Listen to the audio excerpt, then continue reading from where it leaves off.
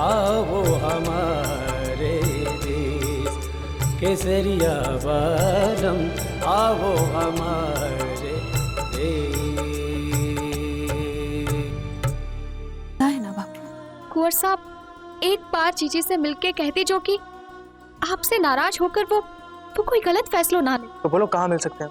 मैं 1 घंटे में जीजी को शिव मंदिर में लेकर आती हूँ। हम लोग अभी और इसी वक्त इस मंदिर में शादी करेंगे। रणवीर!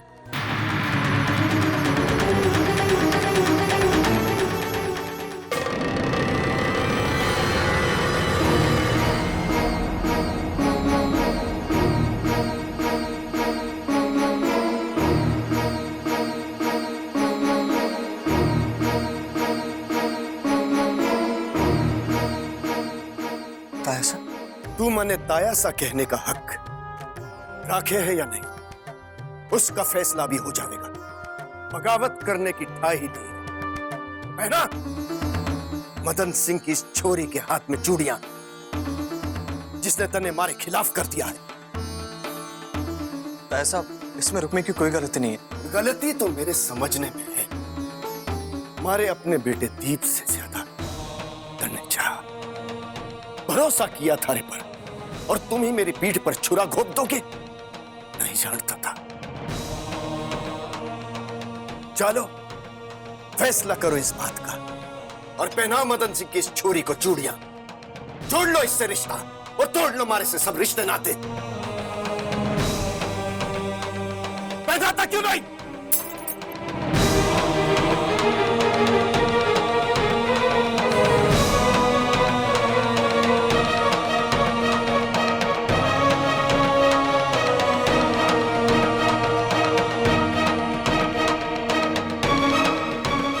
मिर्जा, ले जाओ इस छोरी को इसके बाप के पास और उसे बताओ कि उसकी मंशा कभी पूरी नहीं होगी। ऐसा नहीं तायसा। छोड़ दो मैंने छोड़ दो। बड़े बापू के पास मत लेके जाओ। कोर्सा बापू मैंने मार डालेंगे। तायसा, मेरी गलती की सजा रुकने को मत दीजिए प्लीज। उसे उसके बापू के सामने मत ले जाए। अब जैसा चाहे मैं वैसा करने के लिए तैयार हूं। वादा करता हूं तायसा।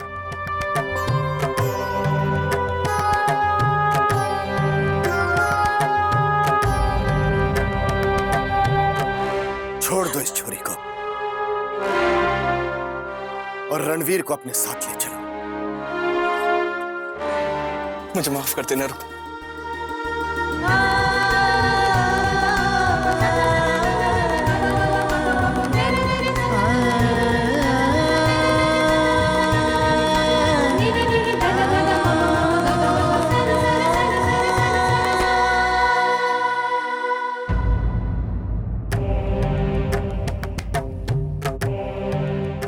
तो आपने पता था कि रणवीर मारे हुक्म के खिलाफ मदन सिंह की छोरी से मिलने वास्ते जा रहा। हाँ, आपने पता था और फिर भी आपने उसे जाने दिया। मारे लिए मारे रणवीर की खुशी थारे हुक्म से ज्यादा कीमती है। और इस खानदान की इज्जत, क्या आपकी नजरों में आपके सपूत की खुशी के आगे उसकी भी कोई कीमत नहीं? भाई साहब जरूर कोई ना कोई गलतफहमी हुई। हाँ मेघ, एक गलतफहमी हुई है कि मैंने थारे बेटे के वचन पर भरोसा कर दिया। मैंने खुद अपनी आंखों से रणवीर को उस छोरी का हाथ पकड़े हुए मंदिर में देखा है। दोनों ब्याह करने जा रहे थे। क्या ब्याह करने जा रहा था?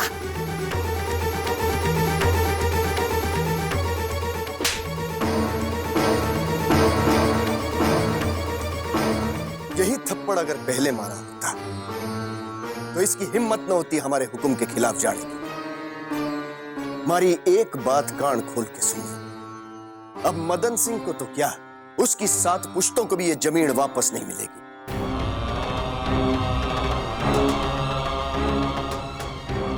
मन ने गरीबी से नफरत ना है, मन ने नफरत है तो बेईमानी से, और उस मदन सिंह ने यही किया।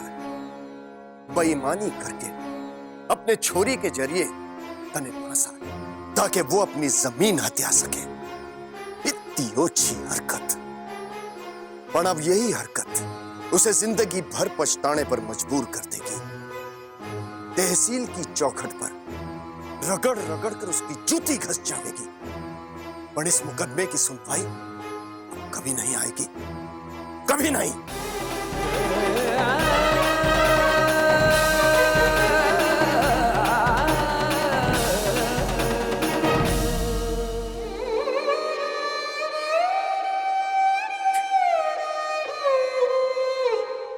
दादी सर, मैं नहीं जी पाऊंगा रुक्मी के बिना। रणवीर, सुबह की उम्मीद से इंसान हर अंधेरी रात काट लेता है। अपने खानदान की इज्जत के लिए तो मैं अपनी जान भी दे सकता हूँ। मुझे एक बात बताइए दादी सर, क्या अपनी जुबान रखना इस खानदान की इज्जत रखना नहीं? मैं जानता हूँ कि ताया सा ने मेरे लिए सारे रास्ते बंद कर दिए, लेकिन फिर भी अपना दिया हुआ वादा निभाने के लिए मुझे कोई ना कोई रास्ता तो ढूंढना ही होगा।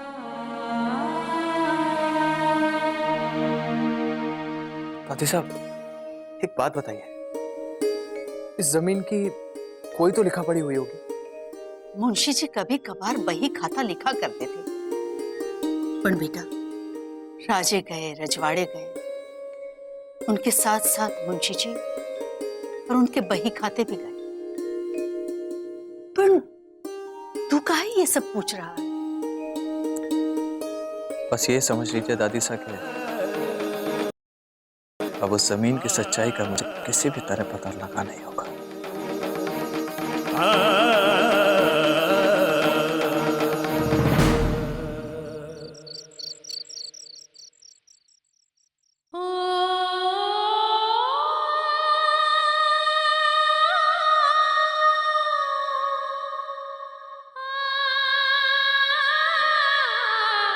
रसान, तू रो क्यों रही है? क्या बात है रसान? अपनी जीजी को ना बताएगी? बोल ना। हमारा ब्याह के लिए शाप पड़ गया है। इस बोझ को जिंदगी भर उठाने की सजा बना डाल दो दीदी। आप इस ब्याह के लिए मना कर दो दीदी। आपकी तकदीर खोटी ना हो सकती। ना रसान, ये देख, हमारी मेहंदी का रंग कितना गाढ़ा हो गया। इसका मतलब हुए है कि छोरी की मेहंदी का रंग जितना गाढ़ा हो, ब्याह के बाद उसकी जिंदगी में उतने ही ज्यादा सुख होवे। हमारी तकदीर तो ये है कि हमारा जिससे ब्याह होने जा रहा है ना, वो हमारे को बहुत खुश रखेगा। इतना खुश कि हमारी खुशी को दुनिया की नजरों से बचा के रखना होगा। मन में पूरा विश्वास है, और तू भी हमारे विश्वास पर विश्वास कर ले।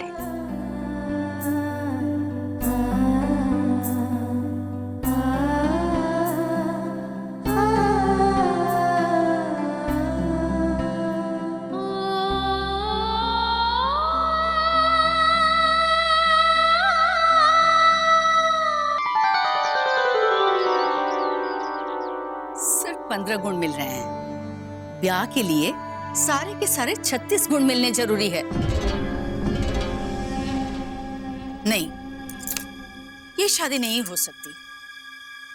आज जमाना कहां से कहां चला गया है, पर हम लोग अभी भी इन दकियानुसी बातों पे विश्वास किए बैठे हैं। मेरे लिए लड़का ठीक है, तो फिर कुंडली ठीक हो या ना हो, इससे क्या फर्क पड़ता है? क्या कह रही है तू? थारे को इतनी भी लाज नहीं रह गई कि घर के बड़ों के सामने लड़कियां किस तरह बात करती हैं? माफी मांग अपनी दादी सा से। दादी सा से तो मैं 100 बार माफी मांगने के लिए तैयार हूं, पर इस बात के लिए नहीं। मैंने कोई बदतमीजी नहीं की। मैंने जो कहा है सब सच है। सच तो तू जानती ही नहीं है, वरना तू ऐसी बात कभी ना करती। इस घर में पहले भी एक बिना कुंडली देके शादी हुई थी, जिसकी सजा आज तक ये खानदान भुगत रहा है।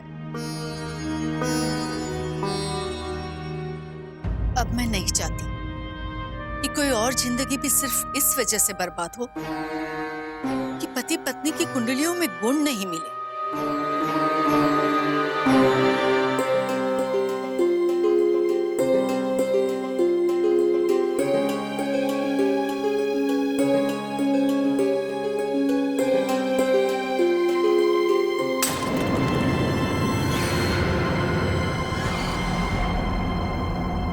क्या कर रही है? देख के काम नहीं कर सकती? इतनी बड़ी बन्नी थाली से नहीं उठाई गई तो कम से कम किसी को आवाज दे देती। अब इसका नुकसान कौन भरेगा? तारा ताया साहब। इमली, जबान संभाल के बात कर, माफी मांगो इनसे। जानो ये कौन है? ये हवेली की बड़ी ठकुराइन।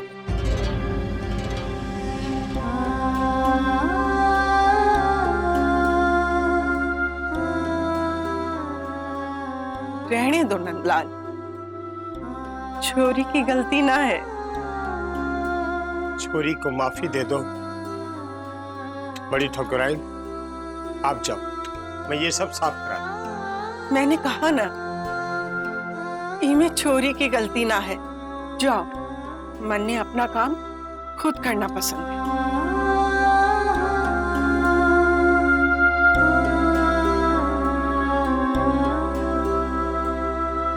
और ठाकुर भंवर सिंह का ब्याह गायत्री देवी से बड़ी धूमधाम से हुआ।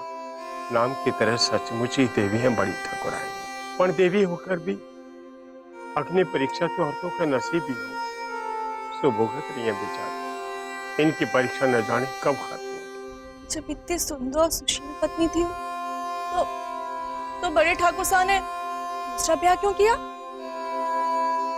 भगवान की लीला भगवान ही जाने। इतनी सुशील, इतनी शान, पर उसके कोपल न पुत्री, औलाद का सुख नसीब में नहीं। और इस हवेली को वारिस देने का सवाल उठा। तब बड़े ठाकुर साहब ने बड़ी ठकुराइन से दूसरा ब्याह करने की मंजूरी मांगी और उन्हें वो मंजूरी दे दी। उसके बाद इस हवेली को वारिस तो मिला, पर बड़ी ठकुराइन सिर्फ हवेली का हिस्सा कर रहे।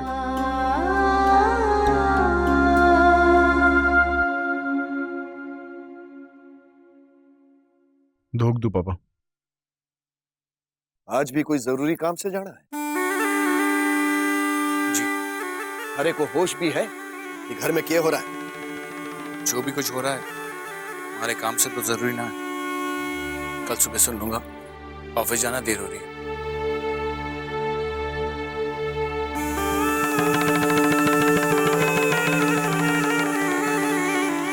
अपने बेटे को समझा, हद से आगे बढ़। बेटा हमारे अकेले का थोड़ी ना, हमारे दूध के साथ साथ उसकी रगों में आपका खून भी तो शामिल है।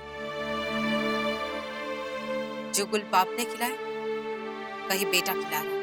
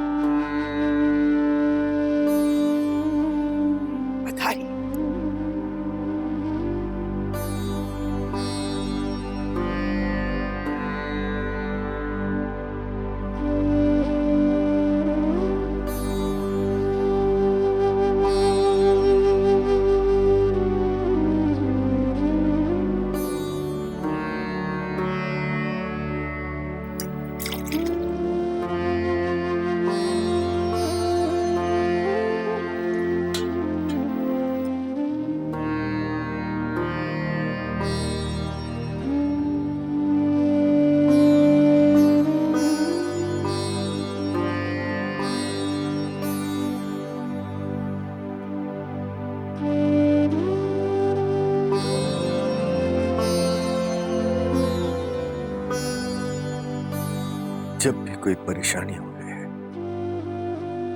हमारे कदम अपने आप ही तारे पास खींच लाते हैं। और जब भी मैं तारे को देखता हूं, मन में एक ही बात आवे है, अपने स्वार्थ के लिए, इस हवेली को उसका उत्तराधिकारी देने के लिए मैंने तारे हक को कम कर दिया। और आज माता जी महाराज ने मैंने उसी बात की सजा दी। जिस उत्तराधिकारी के लिए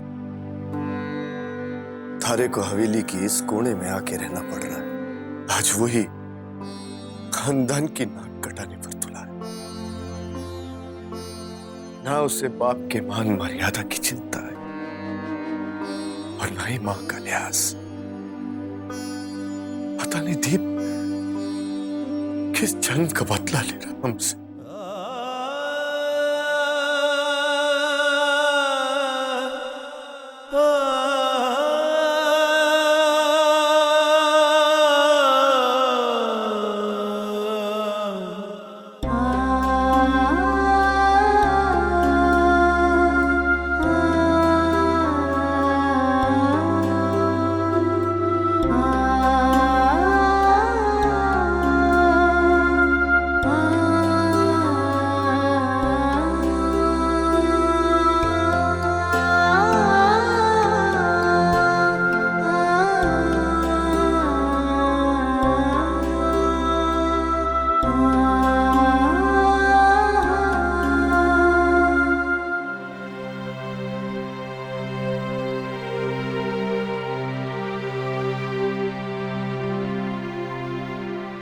इतनी परेशान क्यों लग रही है बिन्नी? भंवर कहाँ है? कटे होंगे, गए हैं अपने सर पे तेल लगवा। मासा आप यहाँ? कोई काम था हमारे से? अरे मैंने बुला लिया होता। नहीं, कहना कुछ नहीं था। तय खाने की चाबियां चाहिए थी। पंजू से कहकर कुछ सफाई करवानी है। चंचल, मासा को चाबियां दे दो। ठीक। साहब, ये सफाई वफाई का काम घर की और औरतें कर लिया करेंगी, आप आराम किया करो। आराम तो अब एक ही बार होगा। शुभ शुभ बोलो मासा।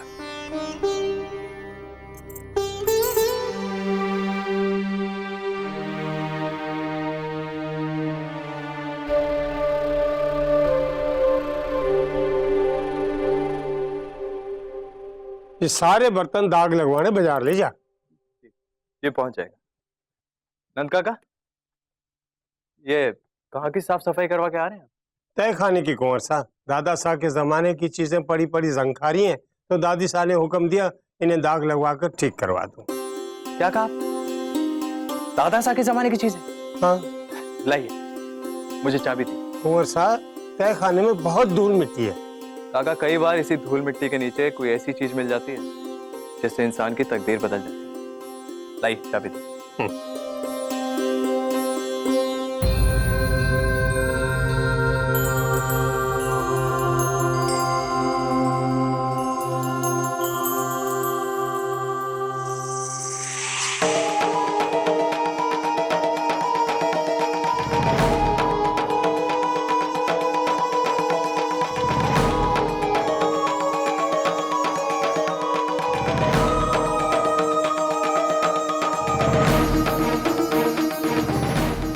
मदन सिंह जी की जमीन का सबूत मिलने की आखिरी उम्मीद भी खत्म हो गई और उसी के साथ रुक्मी को पाने की भी।